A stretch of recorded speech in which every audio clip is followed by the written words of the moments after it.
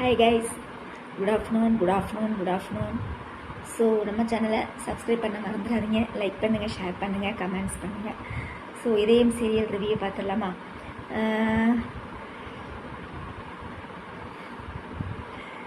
என்ன சொல்கிறதுனே எனக்கு தெரியல கைஸ். நான் சொன்ன மாதிரியே நடந்துச்சா இல்லையா? இவன் வாயாலேயே அப்பான்னு சொல்ல மாதிரி, அப்பா நான் தான் அப்பான்னு சொல்கிற மாதிரி நேற்று தான் நான் ரிவ்யூ பண்ணும்போது நான் சொன்னேன்னா இல்லையா? அதே மாதிரி ஆகிப்போச்சு பாருங்க.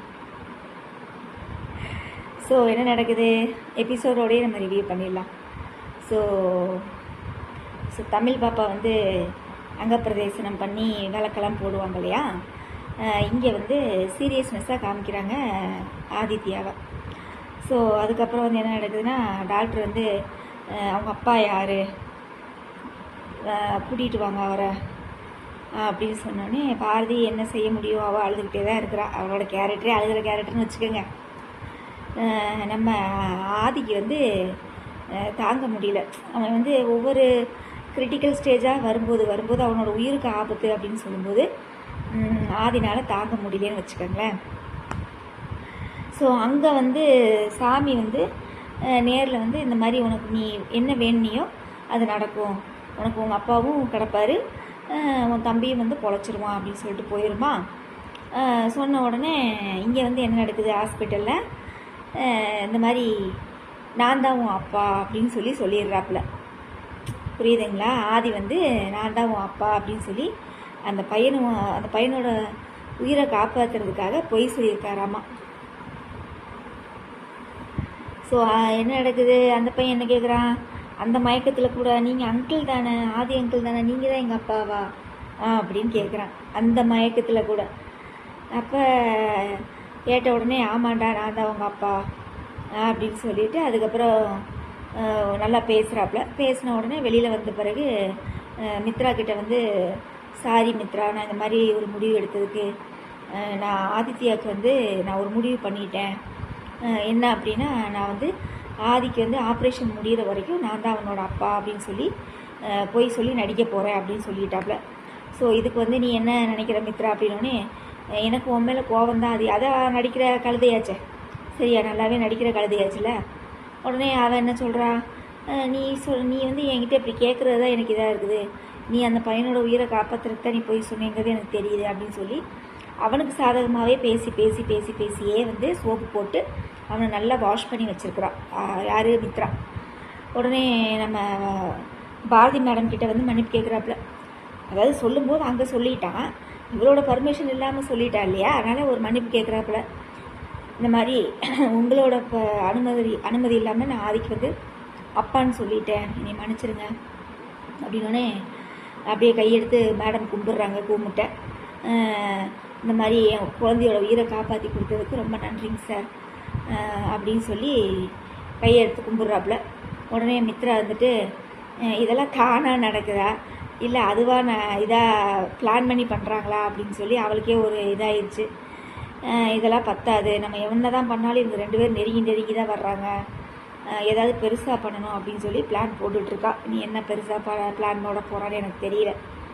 ஒருவேளை இவன் பெருசாக பிளான் போடுறது இது பாரதிக்கு ப்ளஸ் பாயிண்ட்டாக அமைஞ்சிச்சுன்னா நல்லது தான், இல்லை அப்படின்னா மறுபடியும் கதை சொதப்பல் தான். ஸோ அவ்வளோதான் கைஸ். இதில் வேறு என்ன ரிவ்யூ பண்ணுறது இருக்குது? நானும் சொன்ன மாதிரி நான் நடந்துச்சா இல்லையா? ஆதி வாயாலேயே சொல்ல போகிறான்னு சொன்னேனா இல்லையா? சொல்லிட்டானா நான் தான் உன் அப்பான்னு சொல்லிட்டானா? பொய்க்காவாது சொன்னனா இல்லையா? பொய் அந்த குழந்தையோட உயிரை காப்பாற்றுறக்காவா சொன்னானா இல்லையா? நான் சொன்ன மாதிரியே நடந்துருச்சு பார்த்தீங்களா? இனி அவ்வளோதான். இனி நான் அதாவது அவன் அந்த பையன்கிட்ட பேசும்போது கூட நான் வந்து கொஞ்ச நாளைக்கு முன்னாடி எனக்கு ஆக்சிடெண்ட் ஆச்சு, ஏதோ ஒரு மாதிரி ஆயிடுச்சு, நான் மறந்துட்டேன் அப்படின்னு சொல்லி சொல்கிறான் பார்த்தீங்களா? நான் அப்போ கூட எனக்கு ஒரு சின்ன சந்தேகம் இருந்தது, ஒருவேளை இது அந்த குழந்தை வேண்டுதல் பண்ணங்காட்டி இவனுக்கு இங்கே ஞாபகம் வருதோ என்னமோ அப்படின்னு கூட நான் ஒரு சின்ன தப்பு கணக்கு போட்டேன். அவனுக்கு ஞாபகம்லாம் வரல கைஸ், சரிங்களா? அவன் வந்து அந்த குழந்தையோட உயிரை காப்பாற்றுறதுக்காக பொய் சொல்லியிருக்காப்புல. இனி இந்த 3 மாதத்துக்கு வந்து நம்ம வந்து ஆதிக்கு வந்து குட்டி ஆதிக்கும் தமிழுக்கும் அப்பாவாக நடிக்க போகிறார். அதான் மித்ரா கேட்பா, இவன் என்னடானா பெத்த பிள்ளைக்கு அப்பாவாக நடிக்க போகிறேங்கிறான், இவன் என்னடானா பெரிய தியாகி மாதிரி கையெடுத்து கும்பிட்டுக்கிட்டு இருக்கா, என்னடா நடக்குதுங்கன்னு அவளுக்கே மண்டையை குழப்பிடுது. ஒரு நாள் இல்லைன்னா ஒரு நாள் கேஸ் இதான் நடக்க போகுது பாருங்களேன். இவனை அறியாமையே மைண்டுக்குள்ளே வந்து அந்த ஞாபகம் வந்து மறுபடியும் ஏதாவது ஒரு சுச்சுவேஷனில் வந்து நான் தாண்டா அப்பான்னு சொல்லி அந்த ஒரிஜினலாக வந்து சொல்லுவான் பார்த்தீங்களா. இது வந்து பொய்க்காக சொல்லியிருக்கான். ஒரிஜினலாக சொல்லும்போது இந்த எஃபெக்ட் வராது ஃபேஸில். ஏன்னா தான் புள்ள அப்படிங்கிறப்ப அந்த ஒரு உணர்வு இருக்கும் இல்லையா. இப்போ வந்து பொய்க்கு சொல்லும்போதே அவன் இந்த நடிப்பு இந்த இது பண்ணுறான். இந்த உண்மையான பிள்ளைய அது தெரிஞ்சிச்சுன்னா, பாரதி நம்மளோட பொண்டாட்டின்னு தெரிஞ்சிச்சுன்னா அவளோட ரியாக்ஷன் எப்படி இருக்கும் பாருங்க. இனி மித்ராவுக்கு அதுதான் நடக்க போகுது. சரியா, உண்மையான ஞாபகம் வரப்போகுது. ஒரு நாள் ஞாபகம் வரப்போகுது. மித்ராவுக்கு அன்றைக்கி தான் ஆப்பு ரெடியாக இருக்க போகுது. அது மட்டும் நல்லா தெரிஞ்சு போச்சு. அப்படி தான் எடுக்கணும் நாடகம். அவளுக்கு ஆப்பு வர மாதிரி தான் எடுக்கணும். சரியா, ஓகே கேஸ். வேறு என்ன இதில் ரிவ்யூ பண்ணுறதுக்கு என்ன இருக்குது? அவ்வளோதான். நீ குட்டி ஆயித்தியாக பொழைச்சாச்சு.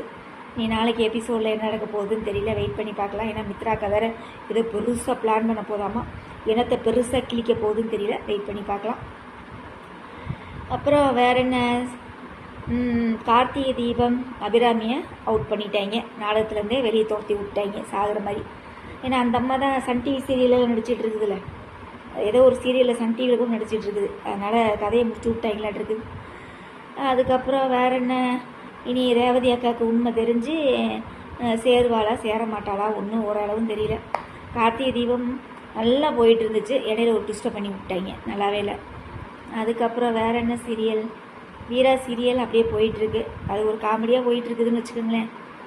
அப்புறம் சந்தியா ராகம், ஐயோ அப்பா சாமி, என்னமோ பெத்த பிள்ளைய வந்து தங்கத்தட்டில் வச்சு சோறு ஊட்டி பால் ஊட்டி தயிர் ஊட்டி நெஞ்சில் போட்டு வளர்த்த மாதிரி ரகுராம் பேசிகிட்டு இருக்காப்புல. ஐயோ சாமி, நாங்கள் அந்த சீனுக்கெலாம் நாங்கள்லாம் ஒன்றும் வருத்தம்லாம் படலப்பா. கதிரை திட்டும் போதெல்லாம் எங்களுக்கெல்லாம் வருத்தமே வரதே இல்லை. மாயாவை திட்டும் போதெல்லாம் எங்களுக்கு வருத்தமே வரதில்லை. ஏன்னா நாங்கள்லாம் நாடகங்கள் பார்த்து பார்த்து எங்களுக்கு சலிச்சு போச்சு. சரியா, சலிச்சு போச்சு. அதனால் நீங்கள் என்ன சென்டிமெண்ட் சீன் எடுத்தாலும் எங்களுக்கெல்லாம் ஃபீலிங்கே வராது. ஆனால் எனக்கு கொஞ்சம் ஃபீலிங் இருந்தது அபிராமி சத்ததை அதை பார்க்கும்போது தான் கொஞ்சம் கஷ்டமாக இருந்துச்சு. என்னடா இது, அதை வடிவுக்கரசி அழுகும் போதெல்லாம் சொல்லி சொல்லி அழுவா இல்லையா.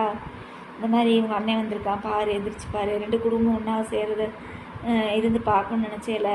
அந்த மாதிரி சொல்லி அழுகும்போது மைண்டு வந்து ஒரு மாதிரி கண் கலங்க ஆரம்பிச்சிருச்சு. மற்றபடி இந்த சந்தியாரத்துலலாம் இந்த அவமானப்படுத்துறது, மாயா அவமானப்படுத்துறது, கதிரை அவமானப்படுத்துறதெல்லாம் எங்களுக்கு ஈஸியாக போச்சுங்க. அதிலெல்லாம் நாங்கள் ஒன்றும் வருத்தம்லாம் பட மாட்டோங்க, அவ்வளோதான். அப்புறம் வேறு என்னப்பா, மனசெல்லாம் அவன் பாருங்க கரிகாலனோட அந்த அருமை தெரியாமல் அந்த நந்தினி ஒரு கூமுட்டை குப்பாயி ஒரு கம்பெனி மேனேஜர்கிட்ட போய் மாட்ட போகிறான்னு நினைக்கிறேன். அவ்வளோதான். நீ வேறு என்ன சீரியலு, வாரிசு பரவாயில்ல. அந்த பாட்டியை வந்து யாரும் புரிஞ்சுக்க மாட்டேங்கிறாங்க. நீ இவன் வந்து தான் எல்லாம் திருத்துவாளாட்டிருக்குது. எங்கள் அப்பங்காரன் வேறு எங்கேயோ கடனை வாங்கி வச்சுட்டு ஓடி போயிட்டானாட்டிருக்குது. நீ இந்த கடனை அடைக்கிறதுக்காக ஏதாவது பண்ணுவாளா என்னன்னு தெரியல. எப்படி அந்த பாட்டிக்கிட்ட போய் இவ சேர்றான்னு தெரியல. கதை வந்து ஒரு ட்விஸ்ட்டாக தான் போயிட்டுருக்கு. அப்புறம் அயலி சீரியல், இன்றைக்கி அயலியெல்லாம் பேசுவோம். அதாவது ஒரு பொண்ணை வந்து வீரமாக காமிச்சிருக்காங்க, ஒரு போலீஸ் இன்ஸ்பெக்டராக காமிச்சிருக்காங்க. பார்க்குறதுக்கு ரொம்ப நல்லா இருக்குது, சூப்பராக இருக்குது. இருந்தாலும் வந்து என்ன சொல்கிறது, அந்த கதை வந்து எதை நோக்கி ஒரு பயணம் பண்ணுது அப்படிங்கிறதே கண்டுபிடிக்க முடியல. அவங்க அம்மாவோட இதை வந்து நிரூபிக்கணும்னு போராடுறா. நீ என்ன கதை அயலி அப்படின்னா எனக்கு என்னன்னு தெரியல. ஃபுல்லாக போலீஸ் கதையாக தான் போயிட்டுருக்குது. நல்லா இருக்குது. ஒரு வீரமாக சண்டை போடுற மாதிரி எடுத்திருக்காங்க. பார்க்குறதுக்கு நல்லா தான் இருக்குது. அப்புறம் வேறு என்ன, மாரி 0. அப்புறம் வந்து கெட்டி மேளம் தான் எனக்கு கொஞ்சம் பிடிக்கல கைஸ். கொஞ்சம் நாடகம் லாஜிக்காகவே இல்லை. இவன் வந்து அதாவது அஞ்சலி வந்து ஒரு பூ மூட்டையாக இருக்கிறான். அவன் வந்து கதவை டோரை பூட்டிகிட்டு போகணும், எல்லாம் செய்யணும், வீடை வந்து நோட் பண்ணுறா. எப்படி வந்து நம்ம கரெக்டாக சர்ச்சில் இருக்கிறத வந்து இவன் எப்படி கண்டுபிடிச்சி வந்தான், அதெல்லாம் யோசிக்கவே மாட்டேங்கிறாங்க. எப்போ எங்கே போனாலும் அன்றைக்கி காய்கறி வாங்கும்போது பின்னாடி வந்து நின்னான். இங்கே வந்து ஃபாதரை பார்க்கும்போது வந்து இப்படி நிற்கிறான். இப்போ நம்மளை இதை வாட்ச் பண்ணுறானோன்னு அவளுக்கு கொஞ்சமாக சந்தேகம் வரணுமா இல்லையா? ஒரு சந்தேகம் இல்லை, மண்ணாங்கட்டியாட்டு நடிக்கிறாங்க. அப்புறம் மறுபடியும் அந்த துளசிக்கிட்டேருந்து அந்த குழந்தைய பிரித்து கூட்டிகிட்டு போகிறாங்க. இதே கதை தான். ஐயோ சாமி, எல்லாம் ஒரே குட்டையில் ஊர்ன மட்டையாக இருக்குது சீத்தமில்ல நாடகம் எல்லாமே. அப்புறம் வீரா சீரியலில் அவள் ஆட்டோ ஓட்டி வந்து மாறனுக்கு வந்து 2 லட்ச ரூபா வாங்கி கொடுத்தா இல்லையா. இனி சந்தியா ராகத்தில் வந்து இந்த அம்மா பேட்மிண்டன் விளையாடி கதிருக்கு வந்து 5 லட்ச ரூபா வாங்கி தரப்போகுது. எல்லாம் ஒரே கதை. ஓகே, நீ நம்ம இதயம் சீரியலில் ஒரே ட்விஸ்ட்டாக தான் இருக்கும்னு நினைக்கிறேன். அப்பான்னு வேறு நடிக்க போகிறான்ல. உடனே நீ தமிழ் பாப்பா வீட்டுக்கு வரும்போது நான் தான் அவங்க அப்பான்னு அவகிட்டையும் சொல்லும்போது அவளும் கொஞ்சம் சந்தோஷப்படுவாய். நம்ம சாரதா பாட்டி எல்லாருமே சந்தோஷப்படுவாங்கன்னு நினைக்கிறேன். அப்புறம் பார்த்தா இல்லை, பாரதி சொல்லுவாப்புல, இல்லை அவர் நடிக்கிறாரு, ஆதியோட உயிரை காப்பாற்றுறதுக்காக பொய் சொல்லி நடிக்கிறாரு அப்பான்னு அப்படின்னு சொல்ல போகிறான். மறுபடியும் 2 பூ மூட்டைகளும் கத்த போகுது. என்னது நடிக்கிறானா? நாங்கள் கூட ஞாபகம் வந்துருச்சுன்னு நினச்சோம். உண்மையாக அப்பா குழந்தைய வந்து தான் மகனாக ஏற்றுக்கிட்டாங்கன்னு நாங்கள் நினச்சோம். மறுபடியும் எதுன்னு இப்படி போயிட்டு இருக்குது கதை அப்படின்னு சொல்லி 2 பூ மூட்டைகளும் நினைக்க போகுது பாட்டியும் சாரதாவும். அவ்வளோதாங்க. வேறு என்ன, உங்களோட நிறை குறைகளை கமெண்ட்ஸில் சொல்லுங்கள். எப்படியோ நான் சொன்ன மாதிரி நடந்துருச்சு. அவன் வாயிலேருந்து நான் தான் உங்கள் அப்பான்னு சொல்கிற மாதிரி நான் நேற்று சொல்லியிருந்தேன் ரிவ்யூ பண்ணும்போது. நிறைய ஷேர் பண்ணுங்கள், நம்ம வீடியோ எல்லாமே நிறைய பேர் ஷேர் பண்ணுங்கள். ஏன்னா நம்ம ஜீ தமிழில் போடுற எல்லா சீரியலையுமே நான் ஓவராலாக ரிவ்யூ பண்ணிட்டு தான் இருக்கிறேன். ஏன்னா எனக்கு ஒவ்வொரு சீரியலாக தனியாக ரிவ்யூ போடுறதுன்னா போக மாட்டேங்குது. நான் நிறைய தடவை செக் பண்ணிட்டேன். ஒவ்வொரு சீரியல் தனியாக போடும்போது இப்போ கார்த்திகை தீபம் தனியாக ரிவ்யூ பண்ணலன்னா அது வியூஸே போக மாட்டேங்குது. அதனால தான் சரி இந்த இதயம் போடும்போதாவது எல்லா சீரியலையும் கலந்து நம்ம பேசிடலாம் அப்படின்ட்டு தான் நான் பேசிடுறது. ஓகேவா? மௌனம் பேசியதே சூப்பராக போயிட்டுருக்கு. அதுக்கப்புறம் வந்து மத்தியானம் போடுற சீரியலே மௌனம் பேசியதே ரொம்ப பிடிச்சிருக்கு. வாரிசு கொஞ்சம் பரவாயில்லை, அவ்வளோதான். ஏன்னா அதான் நான் சொல்லலையா, ஒரு 100-150 எபிசோடு வரைக்கும் பார்க்கலாம் கைஸ். அதுக்கப்புறம் கதையை எங்கிட்டு வேணாலும் திருப்புறதுக்கு வாய்ப்பு இருக்குது. ஏன்னா ஜீ தமிழை பொறுத்தளவு ஓப்பனிங் எல்லாமே நல்லா தான் இருக்கும், ஃபினிஷிங் சரி இருக்காது, வடிவேல் சொன்ன மாதிரி. ஓகே, வேறு என்ன, நாளைக்கு ரிவ்யூவில் பார்க்கலாம். ஓகே.